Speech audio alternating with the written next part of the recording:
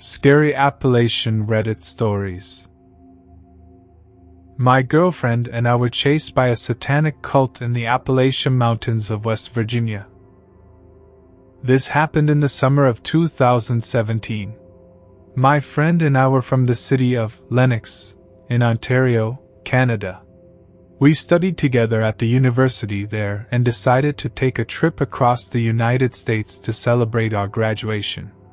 The final destination was the city of Solaris, in Florida. My friend's family owned a beach house, which meant we had a place to stay for free. We chose to travel by car instead of flying because we wanted to explore some parts of the country along the way and visit some friends. The trip usually takes between 20 to 24 hours non-stop, but we planned to make several stops. The beginning of the journey was a great experience. We went shopping in the city of Prague, then headed to New Hampton, and managed to catch a football game. However, once we entered the eastern Montana area, things changed completely. There was nothing but endless forests, and a few small villages scattered here and there.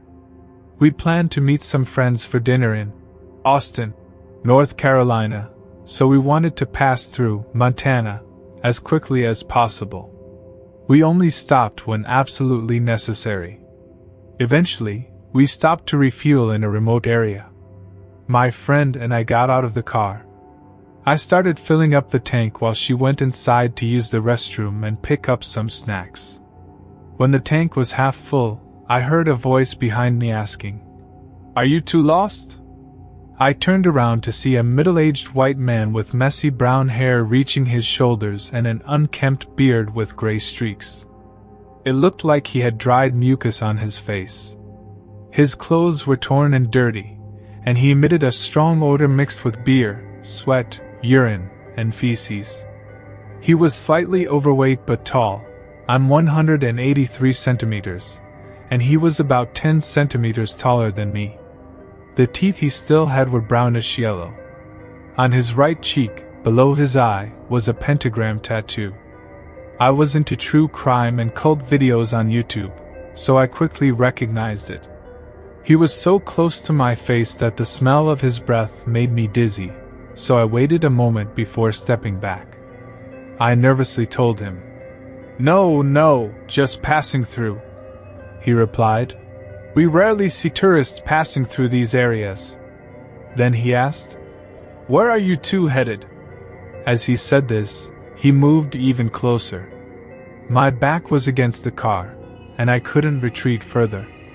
I wanted to get away from him as quickly as possible, but the car was still being fueled, and my friend was inside the gas station. I didn't want this man to know our real destination, so I told him I was visiting family in Tennessee, and that they were expecting us. After I said that, he smiled a strange smile, opening his mouth enough to reveal his teeth again. I'll never forget that face. His bloodshot eyes stared deep into my soul. He let out a strange, devilish laugh and said, "Very nice. I'll see you soon." Then he walked away. I felt relieved that he was gone, but I was terrified by his last comment. I hadn't seen him when we arrived at the gas station, so how did he know I wasn't alone? I thought maybe he had been watching us since we arrived. The tank filled up, and I noticed my friend coming back to the car carrying a bag full of snacks. I noticed that the strange man was still at the station. He was a few pumps away from us, leaning against an old red truck. But to our misfortune, he wasn't alone. With him were two other men and a woman, making 4 people in total. The 2 men were about the same size as him, but they had sharp features. One was wearing a dirty white shirt, and the other was shirtless. The woman was slightly shorter, around 165 centimeters, very thin, with heavy bags under her eyes and very long blonde hair. All of them looked like they had been living in the woods for 10 years. They were staring and pointing at us, talking among themselves. When my friend reached the car, I quickly told her to get in. I'm usually calm, but when she noticed I was panicking, she knew something was wrong. We got into the car quickly, locked the doors, and sped away from the station. As we passed the red truck to exit, I noticed another pentagram painted on its hood. I also saw a ram or sheep skull on its windshield. The four of them started getting into their truck as they saw us leave. I knew they would follow us. As soon as we left, I explained the situation to my friend while we sped away from the station. We were driving fast on the road, and I looked in the rearview mirror. As I expected, the red truck was behind us. I sped up more, and they did the same. I made several maneuvers, but they kept following us. My friend managed to get a phone signal and called 911. We gave them our location, and they directed us to the nearest police station. They asked for the truck's license plate number, but it didn't have any plates. Once the call ended, my friend held her phone out the window and pointed to it, signaling that we had called the police. Finally, they got the message and stopped following us. We arrived at the police station, filed a report, and gave them a description of the truck and the suspects. The investigator said he would get back to us if they had any additional information. We were terrified but also relieved. All we wanted at that moment was to get out of Montana. We thought we had lost them for good, but unfortunately, we were wrong. We decided to drive through the night to cover as much distance as possible. The area we were passing through in the Appalachian Mountains had no streetlights, and all I could see was what the car's headlights illuminated. Everything was fine until I noticed two bright dots in the rearview mirror. At first, I didn't pay much attention, but I kept an eye on them. The bright dots got closer and closer until they were tailing us closely. To my complete shock and horror, it was the same red truck from the gas station. Somehow, they had found us again and were behind us. I shouted, "They're here!" My friend started screaming and called 911. I slammed my foot on the gas as hard as I could, not knowing what was ahead of me beyond 10 meters. All we could think about was escaping. After a mile on the road, my friend screamed, "Watch out!" There were 3 dead cows blocking the narrow road. I hit the brakes hard. The red truck was right behind us, and we couldn't move forward. We knew we were trapped. Immediately, a naked man wearing a ram mask emerged from the woods and started hitting our car with what looked like a large axe. The naked man climbed onto our car's hood and started making a bird-like screeching sound. My friend was still on the phone with 911, but all she could do was scream. The people from the red truck got out and started heading toward our car. 2 of them were carrying guns, and the third had a large scythe. I knew what to do. I put the car in reverse and hit the gas. The naked man fell off the car.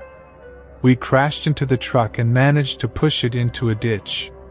After moving the truck, I made the fastest U-turn of my life, and we left the scene. They were shouting profanities at us as we drove away.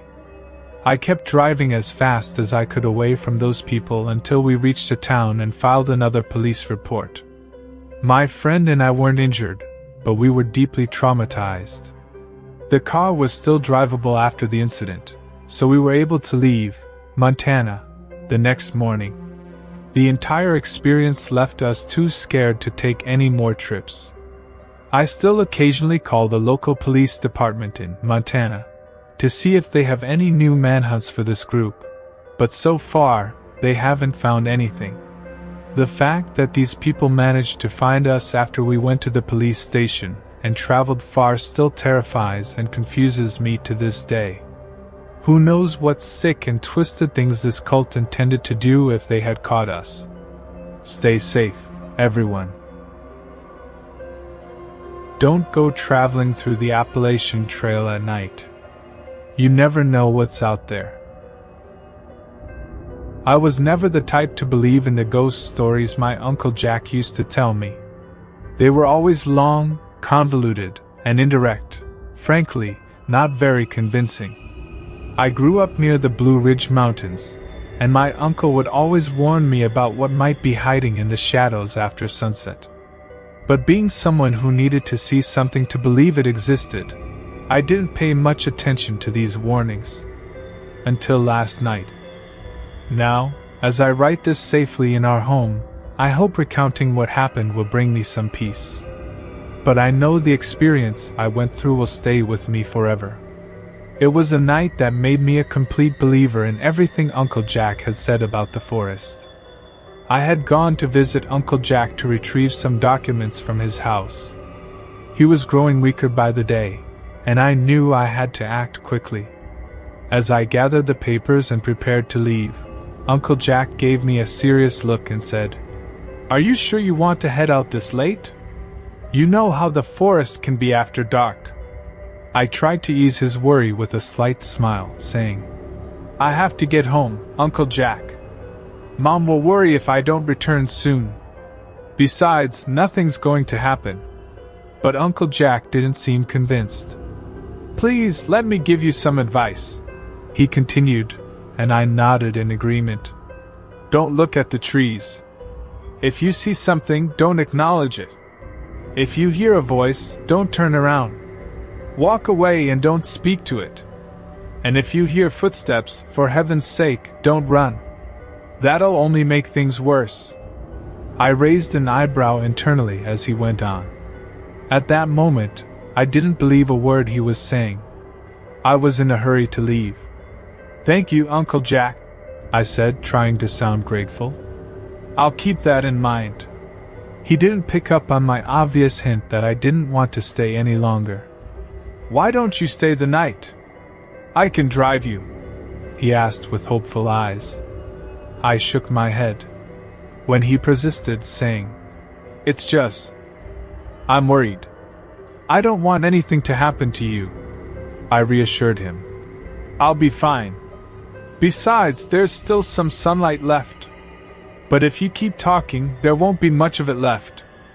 I said this with a slight smile, trying to lighten the tension Uncle Jack had created when he started talking about one of those fantastical stories the townsfolk loved to tell. It was common among the elderly living near the trail. They were fascinated by those tales. Some claimed to have seen something themselves or knew someone who had been taken by the creatures living in the forest. "Be safe, dear. Remember, you're not alone out there, whether you like it or not," Uncle Jack said as I descended the steps of his house. His words sent a chill down my spine, but I quickly brushed it off, hoping to get home and relax in my bed. "Goodbye, Uncle Jack," I said, waving my hand. I began my journey through the forest, completely unprepared for what was to come. "Everything will be fine," I thought to myself. After half a mile of walking, I started to feel something strange on the back of my neck, a feeling of being watched. I ignored it, thinking it might just be an animal like a deer or a rabbit, and kept walking. As I walked, I noticed my shoe had come untied, and it was already a mile into the trip. So, I quickly decided to tie it because I wanted to get out of the forest as soon as possible. The darkness was growing by the minute. Mom will start worrying, I thought. But my hands weren't cooperating with my eyes, and I stumbled, having to try again. "Damn it," I muttered under my breath. It seemed my words had stirred something, because a whistling sound suddenly started. It wasn't the wind, it was whistling a tune I couldn't quite place. At first I thought it might be birds, given their ability to mimic sounds, but I decided to look around, completely forgetting what Jack had said. I immediately regretted it, because in the dense trees by the side of the trail, there was a tall figure with slender limbs, watching me with glowing eyes and a wide, toothy grin that looked almost human. I quickly finished tying my shoe and stood up. I tried to convince myself that I was imagining things, that Uncle Jack's words had gotten to my head. So, I kept walking, even as the whistling continued. 2 miles had passed now, and only 1 mile remained before I reached my bed. I was never the most athletic person, but living near the trail forced me to be if I wanted to see my family. The feeling on the back of my neck was still there, but I was focused on getting home. Suddenly, a blood-curdling scream pierced the night air. It wasn't just any scream. It was that of a woman in excruciating pain. Paralyzed with fear, I didn't know what to do. Uncle Jack's words echoed in my mind, telling me to ignore it, but the screams sounded too real to dismiss. Compelled to investigate, I called out, "Hello?" But both the screaming and the whistling stopped abruptly. A chill ran down my spine, and I started walking faster, almost jogging. However, Uncle Jack's warning resurfaced, so I slowed back to a brisk walk, hoping not to provoke whatever lurked in the shadows. "There's only half a mile left," I thought, trying to calm myself. "You're probably just scaring yourself." Keeping my head forward, I maintained a steady pace. Suddenly, I heard footsteps behind me, fast and alarmingly close. Ignoring everything Uncle Jack had said, I ran as fast as my legs could carry me without looking back. Whatever was behind me was gaining ground. Still, I didn't look back. I just ran, thinking of nothing else. I felt hot, rancid breath on my neck, sharp enough to burn through my skin, and something piercing into the back of my neck, causing searing pain. I screamed in agony, thrashing around, trying to fight it off. Then I woke up gasping for air, drenched in sweat. This seemed like a terrible nightmare. I was shaking uncontrollably, unsure how I had gotten home. I was still half a mile away from safety. The last thing I remembered writing in my journal was dismissing it all as a bad dream. But I was wrong. When I regained my senses later that day, I went to the bathroom and felt an urge to check the back of my neck. There they were, bright red claw marks. I nearly fainted right then and there. Uncle Jack was supposed to visit that day to deliver a forgotten document. Even if it all seemed like a silly dream or my mind playing tricks on me, this was the only explanation, right? I remember returning to bed, but before drifting off, I saw the same shadowy figure looming in my closet, staring at me with unblinking, glowing red eyes and that same eerie smile. A wave of dread washed over me. It began moving slowly toward me, its steps thumping against the carpet until it was inches from my face, its hot, deathly breath washing over me. Its face seemed to split horizontally, and it let out a deafening scream that felt like it would burst my eardrums. The screams seemed endless, echoing through the empty halls and filling the room with terror. As suddenly as it began, it stopped. The figure vanished, leaving me alone in the dark with only the ringing in my ears. That evening, Uncle Jack came over with the documents we needed in case something happened to him. He looked different, paler and thinner than before. We talked for a while about family and recent events until it was time for him to leave. It was an hour before sunset, and I didn't want Uncle Jack driving alone through the woods. As he got into his car, he turned to look at me. In that moment, his eyes glowed red, and he wore the same toothy grin as the creature in my room. My blood ran cold. "Remember, you were never truly alone," the thing pretending to be Uncle Jack said. It let out the same blood-curdling scream and sped off into the dense forest. I stood there stunned, unsure if I was still dreaming. From the corner of my eye, I saw movement. The creature that had taken over Uncle Jack now loomed in the shadows, watching me. It raised its thin, leathery arm and waved its talon-like fingers slowly, mimicking what seemed like a farewell wave. I was told you guys over here might like my story about camping in the Appalachians. I shared this story as a response to a question on Ask Reddit, and I was told you might enjoy it. So here's one of the most terrifying experiences of my life from a few years ago. My girlfriend and I, who were used to trekking in other parts of the Emerald Mountains Trail, decided to try the southern section in Vermont. This part is about 267 kilometers long and passes through the Lincoln and Green Mountain National Forests, from Woodstock to Bennington. It's definitely one of the most isolated and least visited sections of the trail, which is exactly what we were looking for. We packed our gear and headed to the start of the Vermont Long Trail to begin our journey. We planned to end the trip in Brattleboro, and we figured by the time we got there, we'd be more than ready to return to our warm beds. It was early October, and the leaves were turning into their stunning colors. The air was crisp and cold, perfect hiking weather with breathtaking views. Most of the trip was pretty uneventful, as is typical for any trekking adventure, but the last few nights are what made things strange. In this part of the trail, you're supposed to camp on the trail or in designated shelters.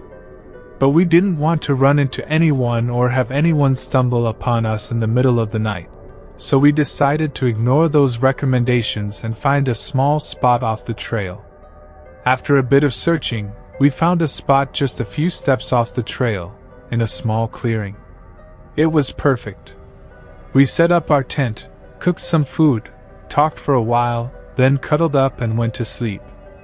Around 2 a.m., my girlfriend woke me up, shaking me and saying, "Grab your gun, there's someone walking around the tent." She told me she had woken up to the sound of someone right outside the tent, dragging a knife or something similar along the side of the tent as they circled us. While hiking, I carry a Colt 1911 and a Judge revolver. You never know who or what you might encounter on a long trek in a remote area. I pulled the Judge out of my bag, and we sat in silence, listening for any sounds. Minutes of just the wind blowing through the trees passed, and then I heard it, creaking, cracking, snapping. Someone or something was walking in the woods behind the tent. I grabbed my flashlight and quietly stepped out of the tent. The fire had died down, and complete darkness surrounded us, lit only by the faint glow of the October moon. I told my girlfriend to stay put while I checked things out. I didn't turn on the flashlight right away, not wanting to signal that I had left the tent or make myself a bright target. Instead, I waited to hear more noise. A few minutes later, creak, crack, snap. It sounded like two-legged footsteps, based on the rhythm. I turned on the flashlight and flooded the area with light. I thought I saw someone moving behind a tree. I shouted and told them to leave, warning them that I was armed. I kept the light on the area as I drew my gun and started moving toward where I thought I had seen the figure. Then, to my right, I heard someone running through the woods. I swung the light in that direction, and then from the original spot, I heard whoever was there running into the woods. There was no way for me to follow them, so I returned to the campsite. I told my girlfriend what had happened, and I ended up guarding the outside in the dark until dawn. In the morning, I did a bit of searching for traces of the person or thing that had been there. I found a shoe print in some soft, damp soil near our tent. It wasn't my shoe, and it wasn't my girlfriend's. This terrified me, as it confirmed that someone, possibly more than one, had been sneaking around our tent in the dark. I kept this to myself because I didn't want to freak my girlfriend out more than she already was. At this point, we were deep into the trail and still had 2 more days to go. That day, we hiked faster than usual and covered as much ground as we could. When it came time to set up the tent, I found a spot near a slope where we could pitch the tent under a small overhang to prevent anyone from approaching from behind. All day up to this point, I had a feeling we were being watched. I didn't have confirmation of this, as I hadn't seen or heard anyone else, but it was just an internal sense. We set up the tent, cooked some food, and went inside. I gave my girlfriend the Colt and kept the Judge by my side. I reassured her that if she slept at all, it should be with one eye open. After a while, she dozed off, and I stayed awake, listening to the sounds of the forest at night. I was awake for hours, waiting to see if anything would happen. At some point, exhaustion must have gotten the better of me, and I fell asleep. I woke up later to the sound of someone rummaging through our gear outside the tent. I grabbed my gun and woke my girlfriend, telling her to stay quiet. From the faint glow of the dying fire, I saw someone against the tent. There was a real person outside. I shouted something along the lines of, "We're armed, get out of here now!" They dropped what they were doing and ran off. I stepped out of the tent, gun in hand and ready to fire. Our gear was scattered everywhere. They had gone through a lot of our stuff. I walked to the edge of the woods in the direction they had run. There was a river nearby, and I walked to the edge of the trail that ran alongside it. Down by the river, I saw a light. It looked like a lantern, based on how it flickered. Then I saw 3 others emerge from the other side of the woods. I told my girlfriend to start gathering what she could carry and that we were leaving now. We packed up everything of value, left the tent and some other items behind, and got back on the trail in the middle of the night. I kept hearing voices and the sound of branches breaking in the distance. I was looking behind us every few seconds to make sure no one was approaching. It was incredibly nerve-wracking. If something happened, we were still far from anywhere, and we were completely alone, as we hadn't seen any other hikers the entire time we were there. I truly felt we were in serious danger. After walking for a long time, I heard a noise in the woods behind us. At a bend in the trail, I turned and saw someone step onto the trail and stand there, watching us. Dawn was just breaking, and in the faint light, I couldn't make out any features, just a shadow. I stopped and stared at them for a second, asking who they were and what they wanted. They stood there silently, watching us, then turned and went back into the woods. We quickened our pace and kept walking, glancing behind us every now and then. We didn't see them again, but my gut told me they were still there for a long time. Finally, we reached the end of the trail and got to where my girlfriend's car was parked. Completely exhausted, we got out of the Vermont woods without becoming a meal for a family of backwoods crossbow killers, which is what I imagined was happening the entire time in my head. I have no idea who they were or what they wanted. Maybe someone was messing with us. Maybe they really were a family of backwoods drifters hunting us. I'll never know because I'm never going back to find out.